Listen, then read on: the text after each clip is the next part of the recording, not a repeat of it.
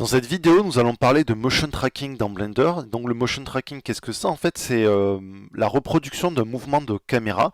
Donc si vous filmez avec une vraie caméra et que vous l'avez à la main et que vous faites un mouvement et que vous voulez incruster un objet en 3D dans le plan que vous venez de filmer, donc on va faire ce qu'on appelle du motion tracking. Donc c'est du suivi de mouvement en français tout simplement. Et donc ce suivi de mouvement va reproduire les mouvements de votre caméra dans le logiciel 3D, ici Blender, de façon à pouvoir incruster un élément en 3D. Alors pour réussir son tracking, il y a plusieurs choses. Déjà, il va falloir reproduire le mouvement de la caméra.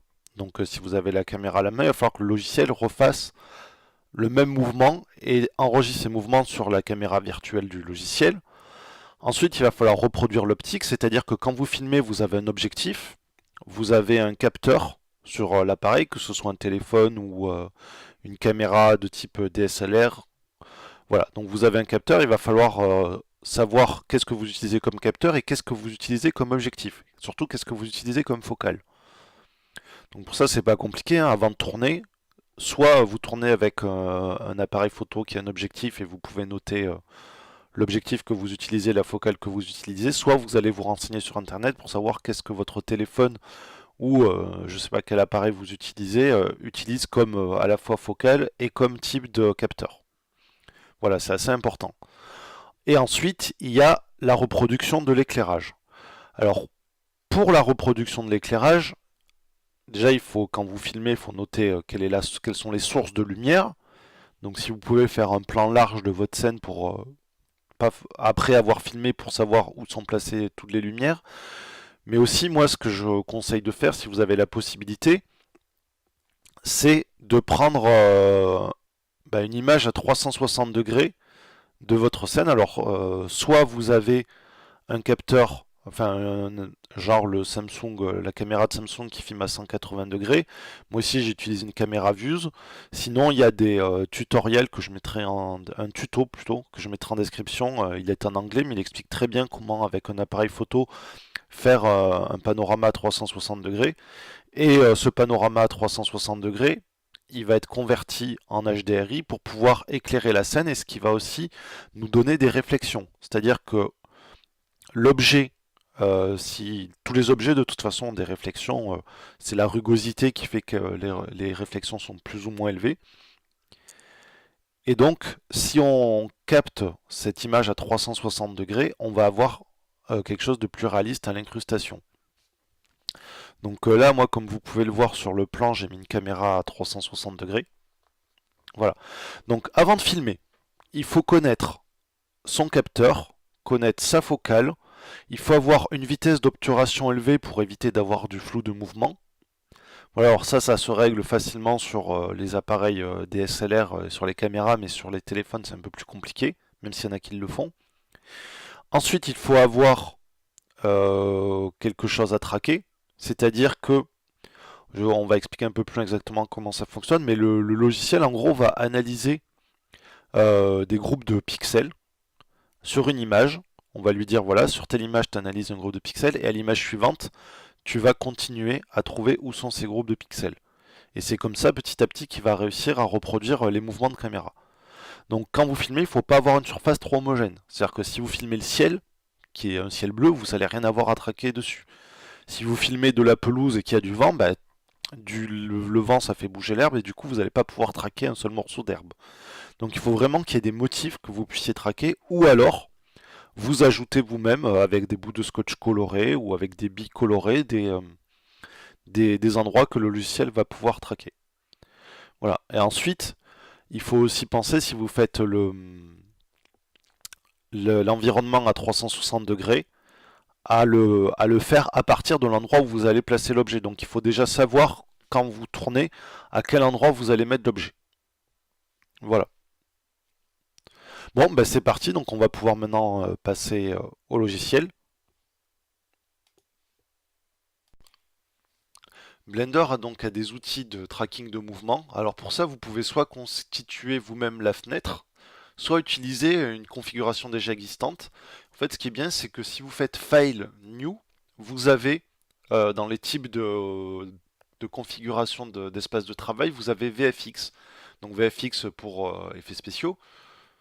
Voilà, donc si je choisis New VFX, de suite, on arrive sur l'interface de motion tracking. Alors pour VFX, on a pardon, on a les espaces travail, donc motion tracking, de masking, donc si vous voulez créer un masque autour d'un objet, voilà, de compositing, donc le compositing c'est très important puisque ça va permettre de composer l'image, donc d'ajouter différents éléments. D'ailleurs, même si vous ne faites pas de motion tracking, vous pouvez utiliser l'outil de compositing de Blender qui fonctionne par nœud, donc pour enlever des fonds verts ou ce genre de choses qui marche plutôt pas mal.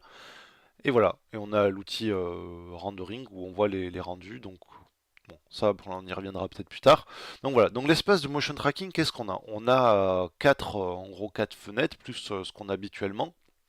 Donc la hiérarchie de notre scène, et puis le panneau properties pardon, avec ses différents onglets. Donc on va y aller mollo. Cette fenêtre là-haut, on va pas trop s'en servir. En fait, si vous remarquez, ces trois fenêtres là, donc celle en haut à gauche, celle du centre et celle en bas, ont le même icône de fenêtre. En fait, ce sont la même fenêtre à chaque fois. Donc c'est la fenêtre qui s'appelle, où est-ce qu'elle est? Qui s'appelle Movie Clip Editor, donc qui sert à travailler sur les films. Donc si vous faites du montage, puisqu'on peut faire du montage dans Blender, donc on met vidéo editing, on a où est-ce qu'elle est? Non, je dis des bêtises, donc elle y est pas. Donc on va s'en servir, le Movie Clip Editor, on va s'en servir juste pour le motion tracking. Voilà, oui, puisque ça sert à retoucher les clips, donc je suis bête, ça sert pas pour le montage. Bref, petite perte de temps pour rien, voilà. Mais cette fenêtre, donc Movie Clip Editor, donc qui est représentée par cette petite croix je pense, ça symbolise les trackers.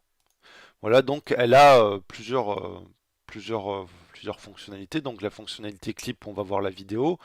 La fonctionnalité d'Upsheet, qui est le gestionnaire de clés d'animation, et Graph, qui est le gestionnaire de courbes, puisqu'on va voir qu'on va utiliser beaucoup les courbes pour le motion tracking. Donc on va commencer par cette fenêtre. Et donc on va ouvrir notre document. Alors avant ça, je vais peut-être l'enregistrer. File, Save As.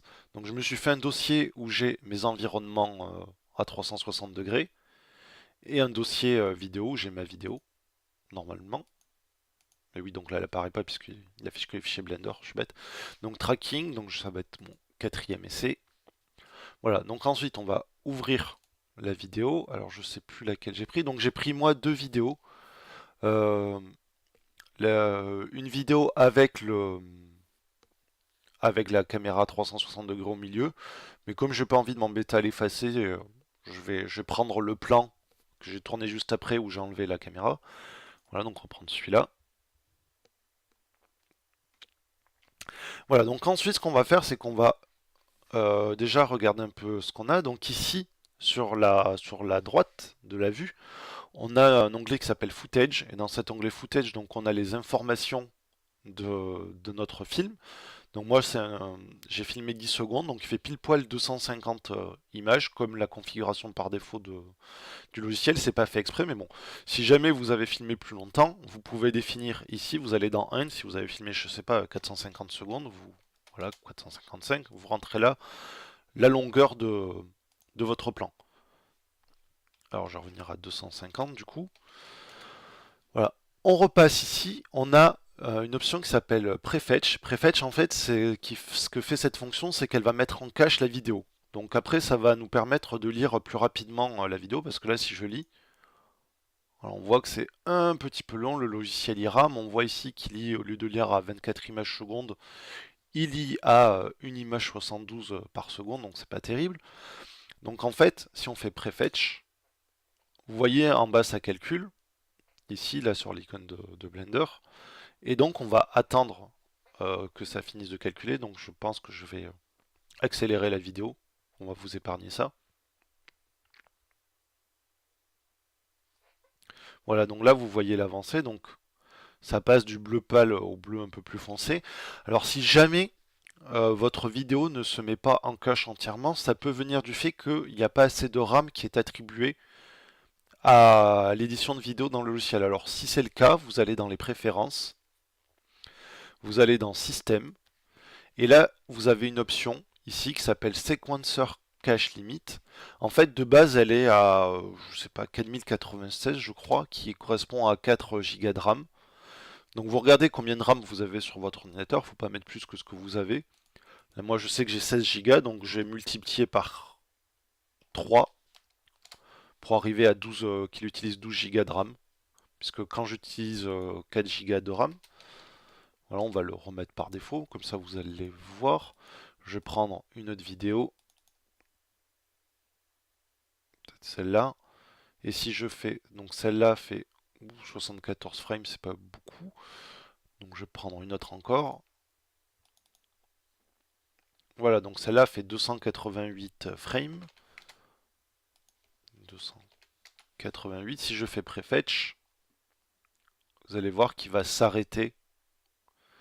Je pense qu'il va s'arrêter au tiers ou au quart, je sais pas. Donc on va attendre un petit peu aussi. Voilà, ça calcule. Et voilà, donc il s'est arrêté un peu presque à la moitié. Donc ça veut dire que j'ai pas assez de mémoire vive dans le qui est attribuée à la vidéo. Donc édition, préférences, sequencer, et là on va multiplier par 3. Et on sauvegarde les préférences, comme ça c'est fait pour tout le temps. Voilà, donc là, je vais du coup faire mon prefetch. Voilà, donc ensuite on va passer aux marqueurs. Alors les marqueurs, je vais vous montrer comment ça fonctionne. On va en faire un, et après on verra qu'on essaiera de faire les choses de manière un peu plus automatisée. Donc ici, sur la gauche, vous avez un des panneaux qui s'appelle marqueur, où on peut ajouter, supprimer ou detect features. Donc detect features, c'est le logiciel qui va essayer de détecter lui-même des marqueurs à tracer. Donc il sait ce qu'il veut, donc voilà. Des fois ça marche bien, des fois ça marche pas très bien. Et ensuite on va aussi ouvrir ici la fenêtre, le panneau, l'onglet track, pardon, sur la droite. Voilà, si jamais c'est fermé, hein, vous appuyez sur N pour ouvrir ou fermer à droite et T pour ouvrir ou fermer à gauche. Alors, le tracker en fait, donc on a add, si on fait add, je sais pas où est-ce qu'il s'est rajouté. Ah bah il s'est mis hyper loin, c'est très bizarre, donc on va pas faire add, j'aime pas du tout cette fonction. Alors attention, là on utilise la version bêta, elle a tendance à beaucoup cracher quand on fait du tracking, donc sauvegarder régulièrement. Voilà, donc pour ajouter un tracker, on appuie sur la touche contrôle. Alors on va chercher quelque chose qui est facile à traquer dans le plan. Donc en général, le logiciel il aime bien les angles, les coins, tout ce genre de choses, ou les choses où il y a du fort contraste, donc des points où il y a beaucoup de contraste. Donc là par exemple, je vais essayer de traquer. Qu'est-ce qu'on va traquer? On va traquer le coin de l'escalier ici, par exemple. Donc je vais appuyer sur CTRL et clic gauche, et ça m'ajoute un marqueur. Alors ici on voit la prévisualisation de ce qu'il y a dans cette fenêtre, donc la prévisualisation du marqueur, voilà, qui est carré.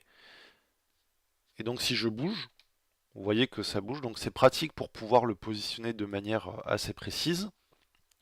Voilà déjà ça. Ensuite vous avez des options R, G, B, en fait, qui permettent d'afficher les 3 couches de votre image.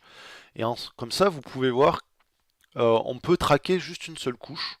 Donc si par exemple, là j'affiche que la couche bleue, alors on va aussi l'afficher ici, donc dans Clip Display, où vous pouvez afficher en noir et blanc ou juste la couche bleue, on voit qu'au niveau de l'herbe, il y a plus de contraste qui se crée. Ici, on pourrait croire que c'est du vert, mais finalement, il y a plus de bleu dans cette couleur que du vert, puisque si j'affiche que la couche bleue, donc on voit qu'il y a un peu plus de contraste. Bref, donc du coup, si on appuie ici sur cette option, Apply Track Mask on Displaying Preview, on va pouvoir utiliser une de ces valeurs. Voilà, donc moi je vais juste laisser en couleur pour l'instant, on va pas trop se compliquer la vie. Ah, et tant que je suis dans Clip Display, ce qui peut être intéressant, c'est d'y revenir après, mais pour l'option Lock to Selection, on va voir après ce que ça fait. Mais là, on va appuyer sur Search. Search, en fait, ça affiche cette boîte. En fait, cette boîte, c'est la zone de recherche. Donc, si vous êtes familier d'After Effects, vous devez reconnaître un peu ça. Donc, le carré du centre, ça va être les pixels qui va rechercher d'une image à l'autre. Et cette zone-là, ça va être la zone dans laquelle il va, d'une image à l'autre, va chercher. Voilà. Donc, si jamais ça fonctionne pas, c'est peut-être que votre zone de recherche est trop petite. Donc, soit c'est que votre plan est trop flou, et donc là il galère un peu, soit c'est que votre zone de recherche est trop petite. Là elle est à 71, vous pouvez agrandir, enfin là on peut la déplacer en appuyant sur le carré, ou l'agrandir en appuyant sur le petit coin en bas. Voilà, ou sinon vous agrandissez, normalement vous agrandissez ici, mais je pense que ça c'est le preset pour quand on crée un nouveau, oui c'est ça, pour quand on crée un nouveau marqueur. Voilà, donc là vous devez avoir cette option là, c'est dans marqueur, voilà, en bas ici. Vous l'avez ici dans Search Area. Donc vous pouvez choisir directement les valeurs. Vous pouvez déplacer, ce qui est intéressant, c'est de déplacer là. Donc on voit que mon centre, il est ici, mais on peut décaler la zone à analyser. Donc en faisant un offset. Voilà, donc je sais que mon centre est ici, donc ça peut être utile si je veux caler bien comme il faut, juste sur ce point-là, et décaler la zone de recherche. Voilà, qu'est-ce qu'on peut dire d'autre? Donc vous pouvez aussi agrandir avec soit ici sur le width, soit avec la touche S. Donc c'est les mêmes raccourcis, hein. S pour agrandir, G pour déplacer et R pour retourner. Donc c'est les mêmes raccourcis que pour tourner, pour bouger des objets dans la vue 3D si vous avez utilisé Blender pour faire de la 3D. Voilà. Donc une fois que mon marqueur est en place, on va dire au logiciel, ben tu vas analyser. Alors pour ça, on a ici l'outil track. Donc track, on peut analyser juste d'une image, donc analyser vers l'avant ou analyser vers l'arrière. Donc là, si j'appuie sur cette flèche-là, donc c'est aussi CTRL-T, le logiciel va analyser vers l'avant.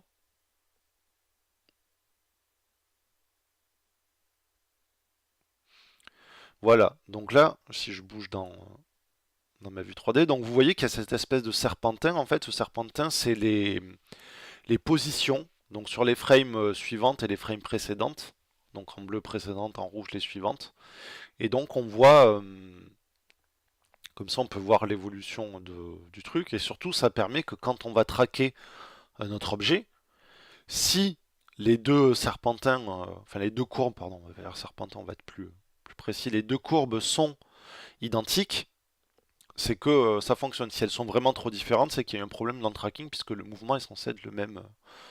Voilà, alors là, quand vous avez vu, quand on a traqué, donc là, bon, c'est la caméra qui se déplace, mais on n'a plus notre marqueur en vue par moment.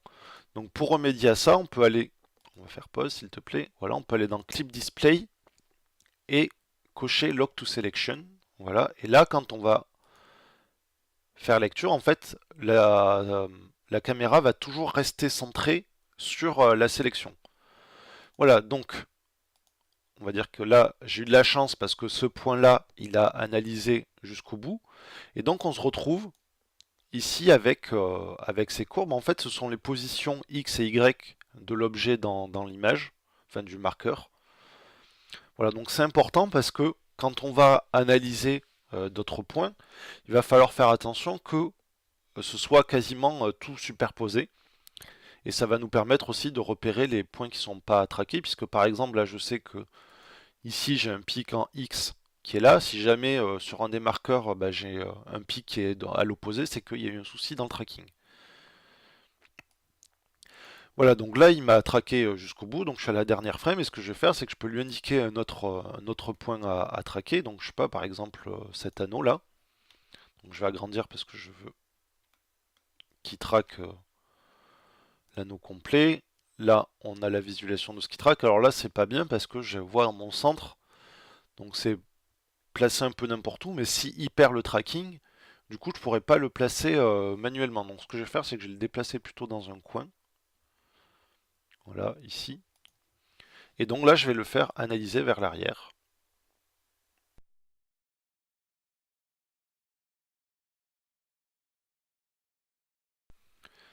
Voilà, donc ce point-là, il me l'a aussi analysé de bout en bout, donc c'est bien, je suis content. Maintenant, par exemple, imaginons que je veuille analyser ce bout de branche, parce que, parce que j'ai envie. Voilà, on va réduire peut-être la zone de recherche qui est un peu grande. Et donc là, j'analyse vers l'avant. Et voilà, et là, c'est sorti du champ. Donc ce qu'on voit, donc c'est sorti du champ, donc il peut plus traquer, hein, il fait pas de la magie. Donc là, ça s'arrêtait.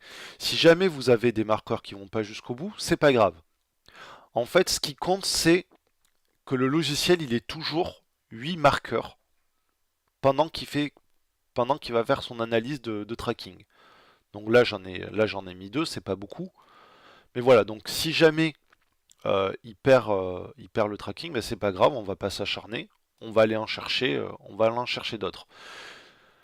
Ce qui peut arriver aussi, c'est qu'il perd le tracking. Alors là, j'aimerais avoir un exemple, par exemple, enfin, j'aimerais vous montrer un exemple de tracking qui se perd. Donc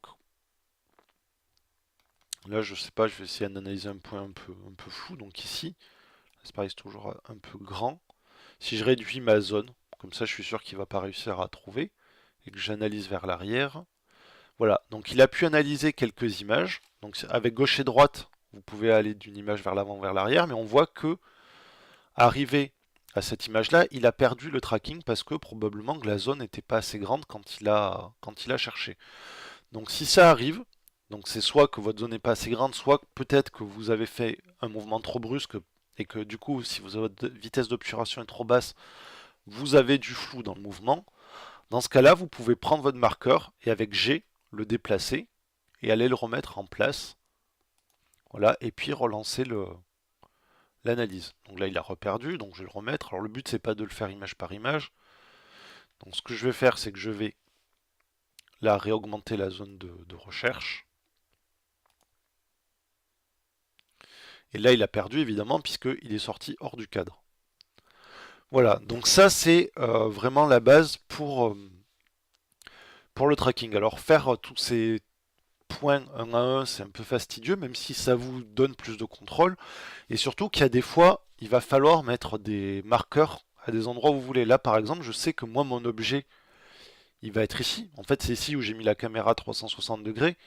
Donc c'est là où les réflexions seront les plus justes. Donc mon objet, je vais vouloir le positionner à cet endroit-là. Donc j'ai mis un marqueur ici à cet endroit-là, comme ça, quand après, quand on aura fait tout le tracking, chaque marqueur va apparaître dans la vue 3D et donc on pourra dire au logiciel, tiens, bah, tu me sélectionnes ce marqueur, on met le curseur 3D sur ce marqueur et donc on va pouvoir positionner des objets à ces endroits. On va aussi avoir besoin des fois d'analyser des zones qui sont droites. Donc par exemple, là si je veux analyser l'escalier, pour nous servir de repère. Là je sais que mon sol n'est pas droit.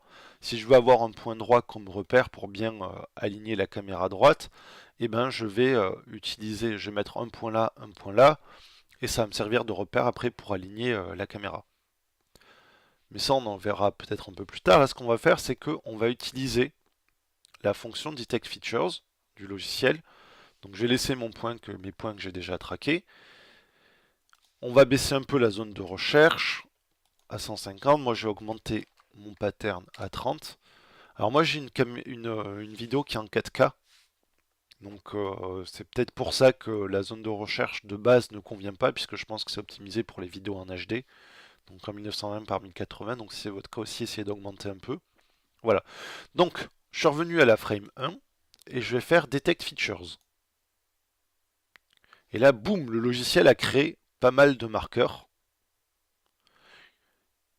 Et donc ils sont tous sélectionnés. Et donc là, on va lancer l'analyse et il va tous les analyser en même temps. Donc suivant votre machine, ça peut prendre un certain temps.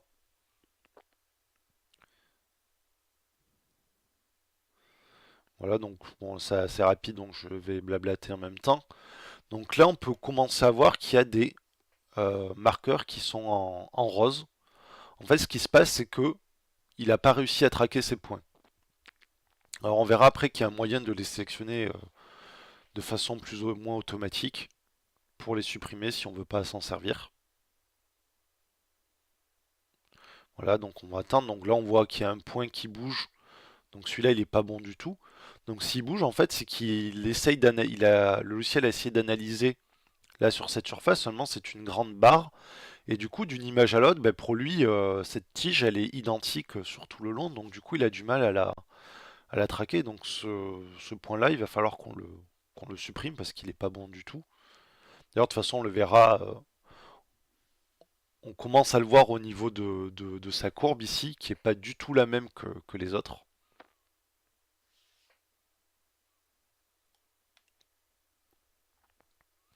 Et puis on le voit peut-être là. Là aussi, il y a un autre point qui se déplace. Donc lui aussi, il va pas être bon. Celui-là aussi il se déplace tout le temps, donc c'est une catastrophe. Voilà, donc le logiciel, des fois il est bon et dans ses marqueurs, des fois il est pas bon. Donc des fois, c'est quand même plus rapide de se dire, ben, je sais ce que je vais traquer, donc je vais mettre mes 8 marqueurs manuellement plutôt que d'utiliser cette fonctionnalité où il y a plein de trucs qui vont se casser.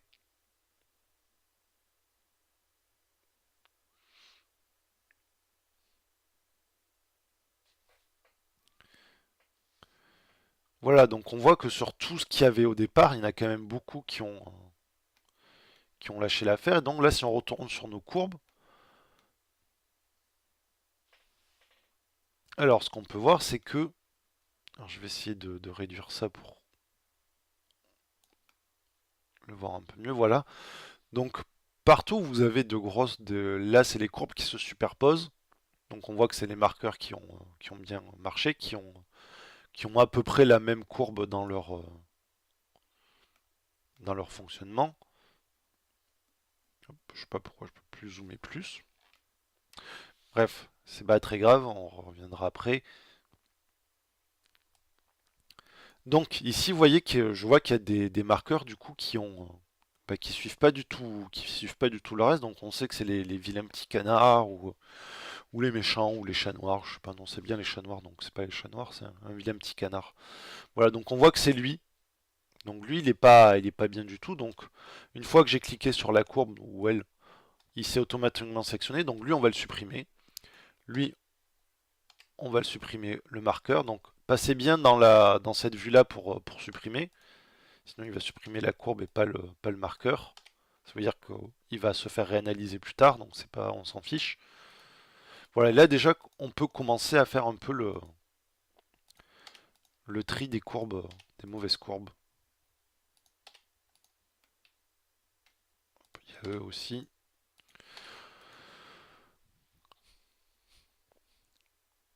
Voilà, donc là, je sais pas si... je pense que j'ai 8 points, mais je suis pas sûr qu'ils soient assez bien. Non, parce que dans l'idéal, en fait, il faut qu'on ait... Donc là, on a plein de points dans l'herbe, c'est bien. On a plein de points ici, mais dans l'idéal, il faudrait qu'on en ait aussi qui soit sur l'arrière parce que c'est bien d'avoir de la profondeur pour l'analyse de l'image en fait. Donc, il faudrait que vos trackers ils soient répartis idéalement dans l'espace 3D du plan que vous avez filmé. Si c'est possible, après c'est peut-être pas tout le temps possible. Donc là ce que je vais faire, donc, c'est que je suis arrivé à ma dernière